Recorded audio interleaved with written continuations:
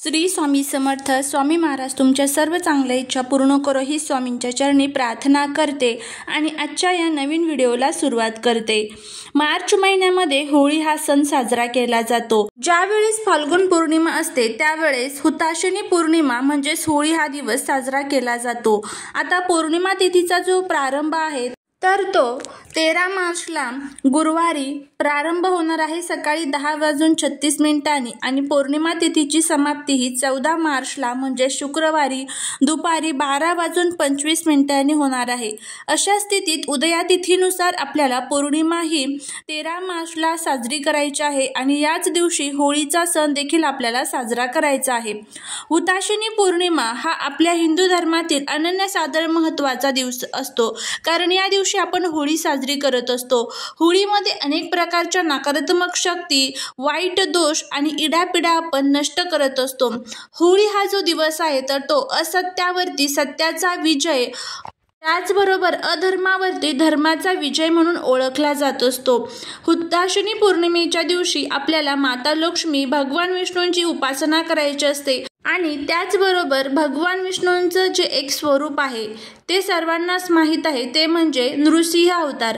तर त्या अवताराची या दिवशी देखील पूजा केली जाते आणि आपल्याला या दिवशी आपल्या घरामध्ये असणारे सर्व दुःख, दोष, दारिद्र्य, अडचणी, इडापिडा दूर करण्यासाठी अतिशय प्रभावी असा हा जो एक उपाय आहे तर तो करायचा आहे. आपल्याला एक नारळाचा अत्यंत प्रभावी असा हा उपाय करायचा आहे. हा उपाय कसा करायचा, कोणत्या वेळेमध्ये करायचा याबद्दलची संपूर्ण माहिती आज या व्हिडिओमध्ये मी तुमच्या बरोबर शेअर करणार आहे. त्यामुळे व्हिडिओ हा स्किप न करता शेवटपर्यंत पाहत रहा. तुम्ही जर चॅनलवरती नवीन असाल तर सबस्क्राईब करा आणि असेच नवनवीन व्हिडिओ बघण्यासाठी बेल आयकॉनलाही प्रेस करा, म्हणजे माझ्या सर्व नवीन व्हिडिओचं नोटिफिकेशन तुम्हाला मिळेल आणि तुम्ही एक पण व्हिडिओ मिस करणार नाही. त्याचबरोबर कमेंटमध्ये जय माता लक्ष्मी लिहिला अजिबात विसरू नका. होळीच्या दिवशी सर्वांनाच माहीत आहे की होळीची जी रात्र असते तर ती अनेक प्रकारच्या तंत्र, मंत्र आणि साधनेसाठी खूप उपयोगामध्ये येत असते आणि जे लोक बघा तंत्रमंत्र करतात तर ते त्यांची जी साधना आहे तर ह्या रात्री करीत असतात. तर आपल्याला आपल्या घरातील ज्या काही वाईट बाधा, इडापिडा, कष्ट, संकटे, दुःख, अडचणी आहेत तर ते दूर करण्यासाठी या दिवशी आपल्याला काही छोटे छोटे उपाय देखील करायचे असतात. यामध्ये जर तुम्हाला सतत आजार होत असेल, तुम्ही सतत आजारी पडत असाल, घरातील कोणताही व्यक्ती असेल तर या दिवशी तुम्हाला काय करायचं आहे तर आपल्या अंगाला उटणं लावायचं आहे. त्यानंतर ते उटणं थोडंसं सुकलं की त्यानंतर शरीराचं सर्व उटणं काढून घ्यायचं आहे. त्याची एक गोळी तयार करायची आहे आणि हे उटणं ज्यावेळेस संध्याकाळी आपण होळी पेटवत असतो त्या होळीमध्ये तुम्हाला हे टाकून द्यायचं आहे, जेणेकरून आपल्या ज्या शरीराची नकारात्मकता आहे तर ती सर्व नष्ट होत असते. त्याचबरोबर या दिवशी महिलांनी आपले केस चुकूनही रिकामे सोडू नये. त्याचबरोबर या दिवशी घरामध्ये ब्रह्मचर्याचं पालन हे आवर्जून करावं. या दिवशी होळीला पुरणाचा नैवेद्य हा आवर्जून अर्पण करावा, जेणेकरून वर्षभर आपल्या घरामध्ये गोडी निर्माण राहील. जी काही वाईट शक्ती, इडापिडा असेल तर ती दूर करण्यासाठी ह्या दिवशी होळीमध्ये काही वस्तू ज्या आहेत तर त्या जाळल्या जातात. त्यामध्ये मग तुम्ही खोबरं, त्याचबरोबर लक्ष्मी प्राप्तीसाठी तुम्हाला गोमती चक्र, कवड्या, त्याचबरोबर गहू, हरभरे, बतासे ह्या ज्या वस्तू आहेत तर त्या होळीमध्ये अर्पण करायच्या असतात. होळीला प्रार्थना करायची असते की माझ्या घरातील जे काही दुःख, दोष, अडचणी आहेत तर ते दूर कर. आणि त्याचबरोबर हा जो एक उपाय आहे नारळाचा तर तो आपल्याला करायचा आहे. तर आता हा उपाय कसा करायचा याची आपण माहिती घेऊया. त्यामुळे जर तुम्हाला हा व्हिडिओ आवडला तर चॅनलला सबस्क्राईब करून कमेंटमध्ये जय माता लक्ष्मी लिहिला विसरू नका, जेणेकरून माता लक्ष्मीची तुमच्यावरती, घरावरती भरभरून कृपा होईल. तर काय करायचं आहे बघा, तुम्हाला होळीच्या दिवशी एक नारळ घ्यायचा आहे. नारळाला होळीच्या दिवशी किती महत्त्व असतं हे सर्वांनाच माहीत आहे की प्रत्येक जण होळीमध्ये नारळ हा अर्पण करत असतो, कारण नारळामध्ये नकारात्मकता शोषून घेण्याची खूप मोठ्या प्रमाणामध्ये ताकद असते.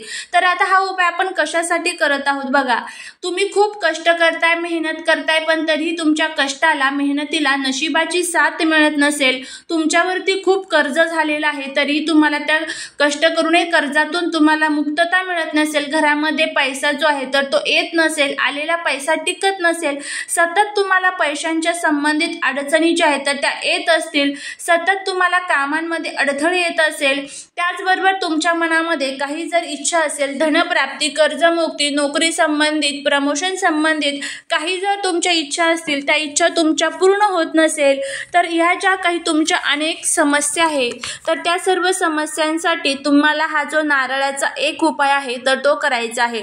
आता हा उपाय आपल्याला कोणत्या वेळेमध्ये करायचा आहे ते बघा।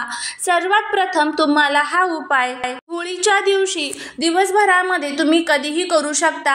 अगदी पौर्णिमा लागली की त्यानंतर दिवसभरात कधीही तुम्ही हा उपाय करू शकतात किंवा रात्री जरी तुम्ही केला तरीही चालेल। तर आता काय करायचं आहे, ह्या उपायासाठी तुम्हाला एक नारळ घ्यायचा आहे।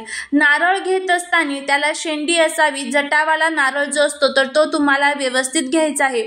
जर ऑलरेडी पूजामध्ये वापरलेला नारळ तुमच्या घरामध्ये असेल तर असा नारळ घेऊ नका। पूजेमध्ये न वापरलेला नारळ तुम्हाला घ्यायचा आहे, त्यामुळे एखादा विकत तुम्ही नारळ आणला तर अतिशय उत्तम राहील। त्यानंतर तुम्हाला काय करायचं आहे, कलावा सर्वांनाच माहीत आहे, कलावा ज्याला आपण रक्षासूत्र म्हणतो बघा, तर रक्षासूत्र तुम्हाला घ्यायचं आहे आणि तुम्हाला देवघरासमोर बसायचं आहे। हा उपाय तुम्ही दिवसभरामध्ये कधीही करू शकतात, काहीच अडचण नाही।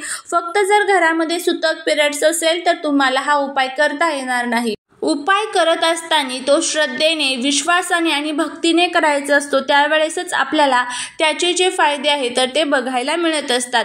सर्वात प्रथम तुम्हाला नारळ घ्यायचा आहे, देवघरासमोर एक छान दिवा लावून घ्यायचा आहे, धूप दीप अगरबत्ती लावून घ्यायची आहे।